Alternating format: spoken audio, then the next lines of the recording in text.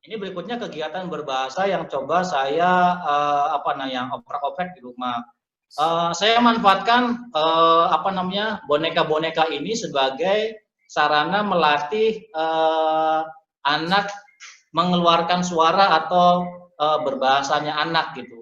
Setiap boneka-boneka ini saya beri nama sesuai dengan tingkat kesulitannya masing-masing. Mulai dari namanya brokoting, ada dupridi, ada brutut, ya, dan rata-rata di dalamnya kosakatanya ada huruf R-nya.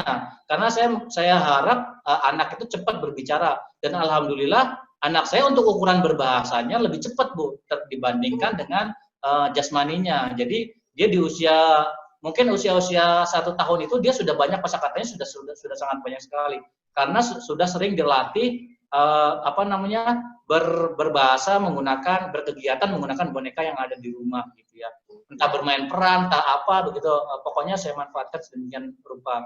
Ini masih usia 1 tahun berapa bulan begitu, sudah sering menggunakan boneka itu gitu ya. Waduh, ada ulekan.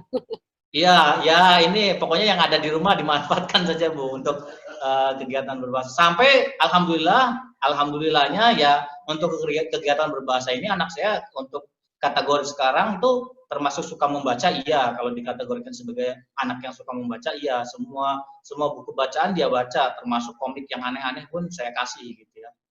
Gitu. Sering saya ajak juga jalan-jalan ke perpustakaan. Ini sudah mulai TK ini atau kelas 1 SD ya. Tuh. Ini main catur, ini selingan. Ini kegiatan indrawi dari kecil memang sudah saya rangsang. Kan orang tua hanya sekedar memberikan rangsangan, sama seperti guru PAUD kan tugasnya adalah memberikan stimulus kepada anak. Ya kalau masalah indrawi bagaimana anak itu bisa merasakan berbagai tekstur-tekstur yang ada di sekitarnya begitu ya. Kalau dan media yang paling pas ya makanan, mau nggak mau makanan itu bisa mencakup berbagai indera dari penciuman, perabaan, pengecapan, penglihatan dan seterusnya. Dan itu memang sudah dibiasakan sama ibunya di rumah gitu ya. Termasuk juga memanfaatkan apapun yang ada di dapur itu untuk kegiatan anak gitu ya. Itu kegiatan indrawinya itu. Kalau kegiatan ruhaninya tuh saya termasuk orang tua yang kadang-kadang kalau di rumah itu suka aneh, Bu, sebetulnya. Ini pakai begini ini sangat normal sekali ini. Kalau di rumah itu bisa dibilang saya paling aneh itu untuk mengasah daya imajinasi anak. Kadang-kadang saya nggak bisa menceritakan. Pokoknya banyak hal-hal yang membuat anak saya itu kalau melihat saya berpakaian itu tertawa lepas, dan saya yakin itu memunculkan daya imajinasi di kepala dia gitu ya, di kepala dia, sehingga dia bisa berkreasi gitu. Karena kegiatan rohani itu kan sifatnya berhubungan dengan bagaimana mengasah logika, mengasah hati gitu, sehingga dia bisa bertumbuh dengan baik gitu ya. Indrawi termasuk juga kegiatan keagamaan saya ajarkan, saya ajak anak memang sejak kecil itu kegiatannya baik di rumah ataupun di masjid. Kebetulan rumah sangat dekat sekali dengan masjid. Selalu saya bawa anak-anak saya itu ke masjid gitu ya. Sampai kapan saya membuat kegiatan ini ya sampai saya tua lah, Bu, sampai kapanpun. Saya tidak punya patokan misalnya anak berhenti dididik sampai akil balik. Enggak, kalau saya punya pendapat enggak, meskipun anak saya sudah menikah, punya anak pun saya akan tetap mendidik gitu. Cuma cara dan metode mendidiknya mungkin berbeda gitu.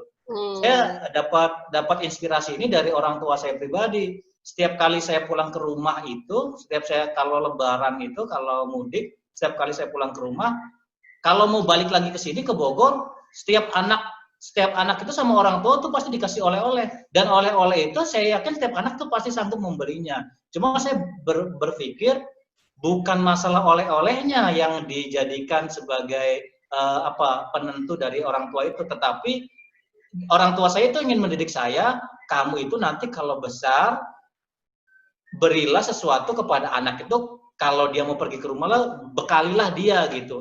Itu artinya kan tanpa ucapan mendidik tuh perbuatan atau tindakan orang tua di rumah itu adalah bagian dari mendidik, dan itu juga mungkin saya terapkan kepada anak saya ya sampai kapanpun dia selama saya masih hidup saya terus akan mendidik dia.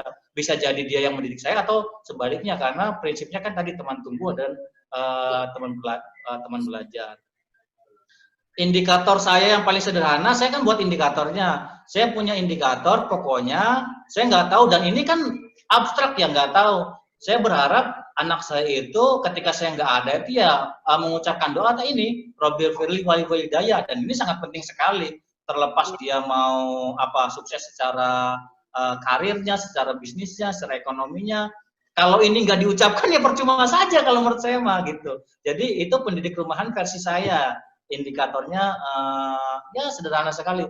Anak saya bisa mengucapkan, melafalkan doa di akhir di akhir sholatnya atau di setiap waktu dia ingat meminta ampunan bagi dirinya dan bagi kedua orang tuanya. Itu kira-kira Bu, kenapa kegiatan itu menjadi kunci dalam setiap masalah yang ada pada diri anak. Baik itu masalah, harapan, kecemasan, ketakutan, itu saya pikir kuncinya adalah kalau orang tuanya sadar pasti ada di kegiatan itu sendiri. Itu Bu, mungkin sharing ininya. Luar biasa, Masya Allah. Kita kasih, Ibu dan Bapak kasih tombol ini loh, reaction, tepuk tangan lagi. Ya, Masya Allah. Terima kasih Pak Stan, inspiratif sekali karena ternyata pertama itu memang harus niat ya Pak ya. Harus niat memang Bu. Ya, karena bisa jadi aktivitas-aktivitas yang tadi kalau nggak diniatkan hanya yang seperti Bapak bilang sambil lalu aja. Sambil lalu. Ya nggak Pak? Ketika diniatkan artinya itu adalah hasil dari merancang hasil dari rancangan ya tadi ada penelitian tadi. Aduh, ini maaf ya kopi saya. Oh, Bibi kelihatan.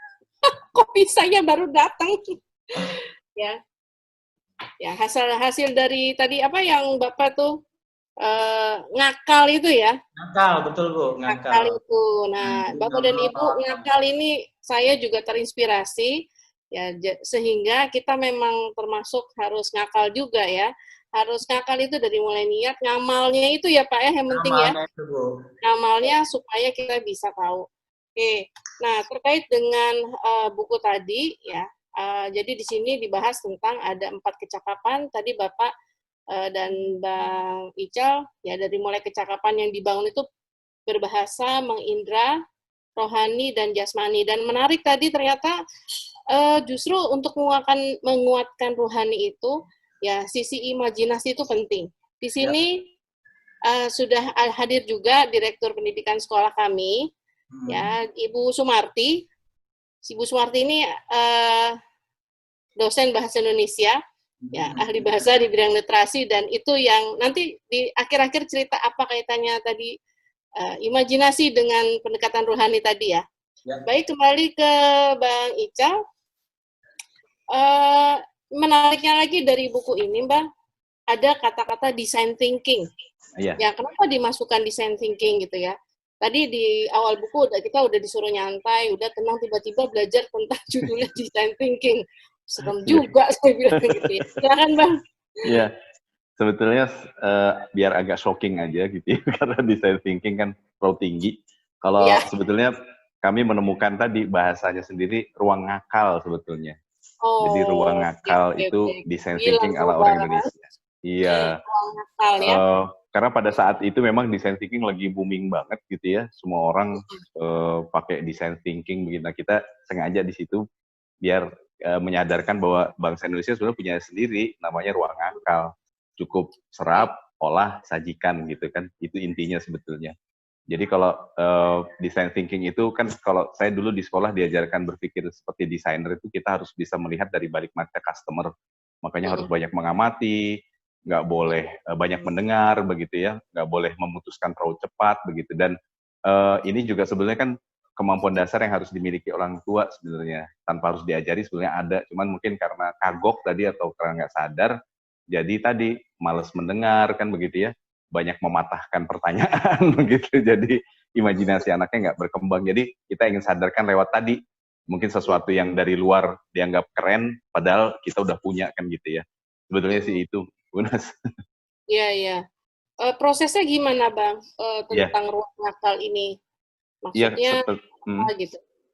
ya ruang akal tadi seperti kata Pastin kan ngaji, ngamal, tawakal. Kalau bahasa tengah-tengahnya itu serap, olah, sajikan begitu ya. Jadi kita ini sering diajarin mengolahnya, menyerapnya nggak pernah diajarin.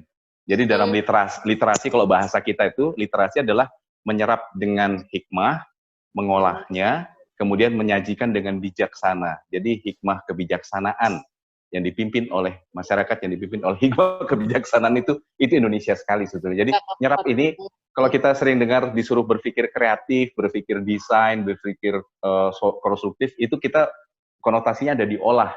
Kita lupa bahwa kita harusnya nyerap dulu. Makanya banyak anak-anak yang bisa baca, tapi nggak Mhm, bisa mengerti arti bacaan. Karena apa? Karena dia hanya menyajikan saja pada orang dewasa bahwa dia sudah bisa baca. Dia nggak diajarin nyerap. Berhitung juga sama. Bisa matematika, ngafalin segala macam, tapi soal cerita keok dia. Menulis juga begitu, bisa nulis tapi nggak pernah bisa mengarang. Karena menulis, membaca, dan berhitungnya hanya menyajikan saja. Nah, mengolah ini pintunya hanya dari serapan sama sajian. Makanya berita hoax itu banyak disebarkan karena orang senang menyajikan. Oh, saya mikir, nggak mikir sebetulnya. Itu cuman langsung saja, impulsif saja begitu ya. DVD et Impera itu didesain oleh Belanda karena dia tahu bangsa kita ini jago nyerap. mmm, Batik bukan dari Indonesia loh, batik dari India. Tapi karena diserap sama orang Jawa, masyarakat bangsa Jawa, kemudian diolah dengan lingkungnya, dengan kekayaan lingkungnya, begitu ya. Kemudian dipakai dengan simbol-simbolnya, dengan kekayaan alamnya, pewarnanya segala macam, disajikan lebih indah dari batik India. Dan itu berkembang terus. Jadi terus design thinking itu dia memutar terus. Jadi setelah disajikan diserap lagi. Tadi kata pasien ngaji, amal, tawakal, ngaji lagi, ngamal lagi, tawakal begitu ya. Jadi terus mhm. berkembang. Makanya itu inovasi. Nah, kita kehilangan inovasi karena kita jadi masyarakat yang hanya menyajikan saja. Kita nggak Mmm. pernah diajari nyerap begitu. Makanya Oh, kita ajak, yuk kita belajar lagi menyerap supaya olahan kita juga jadi bermakna kan begitu. Jadi oke. selama ini seperti itu. Dalam Itu. pengasuhan itu maksudnya apa ya, Bang, proses Nah, menyerap? menyerap ini sebenarnya tadi yang diceritakan sama Pastin. Semua indera kita pakai. Jadi Mhm, mendengarnya, kemudian bertanyanya, kemudian mhm. mengamatinya. Ini tiga yang sering diabaikan sama orang tua.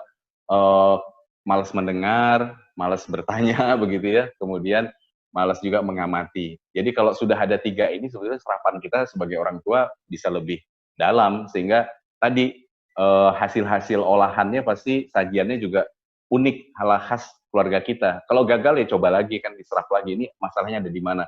Jadi seringkali begini, kalau saya isi diundang gitu untuk kajian parenting, kadang-kadang saya udah bilang ini bukan ngomong parenting ya, ini ngomong cara berpikir. Tapi kadang-kadang tetap aja ada yang nanya, Bang, ini anak saya ini malas begini, gini, gini.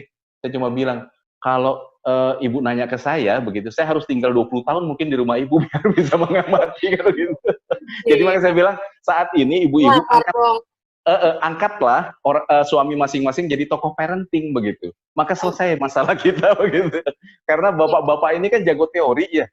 Tapi mhm. ibu-ibunya senangnya nyari tempat lain, padahal cari tahu. Nah, tapi ada yang bilang masalahnya gini, ya itu karena belum ngobrol aja kan gitu ya. Banyak kok yang sudah menemukan begitu mengangkat suami jadi tokoh parenting, kelar gitu kan, asik karena ibu-ibu ini jago menyerap, bapak-bapak jago mengolah. Maka bapak-bapak ini perlu Oh, data yang baik. Nah, suami ini tugasnya mengajari istri untuk menyerap dengan baik begitu. Karena oh, begitu datanya jelas, maka otaknya pun bercahaya-cahaya begitu ya. Cobakan, begitu cobakan, yang ngamatin ibunya lagi nanti di rumah gimana? Oh masih kurang, oh nanti dipikirin lagi. Oke, pikirin lagi. Oh kasih ini lagi, kasih. Pasien itu bisa cerita dengan bayang mundur tadi, dia kasih contoh anaknya yang kalau mandi itu gelagapan terus begitu ya. Saya ingat terus di mhm. cerita dia gitu ya. Saya juga punya cerita, tapi cerita dianya kan in banget nih lagi sekarang kekinian. Jadi akhirnya dia berpikir nih ada masalah apa? Dicoba anaknya suruh pakai gayung kecil, akhirnya bisa begitu ya. Ternyata dibikin judulnya mandi itu judulnya apa monster air begitu. Jadi mandi itu jadi punya judul. Akhirnya anaknya jadi rajin mandi begitu. Jadi itu tadi salah satu contoh kecil kerjasama bapak ibunya begitu ya, yang menyerap datanya, yang mengolah bapaknya bersama-sama dicobakan lagi nanti. Seperti itu sebetulnya design thinking cara kita, ala kita bangsa Artinya, Indonesia. Hmm.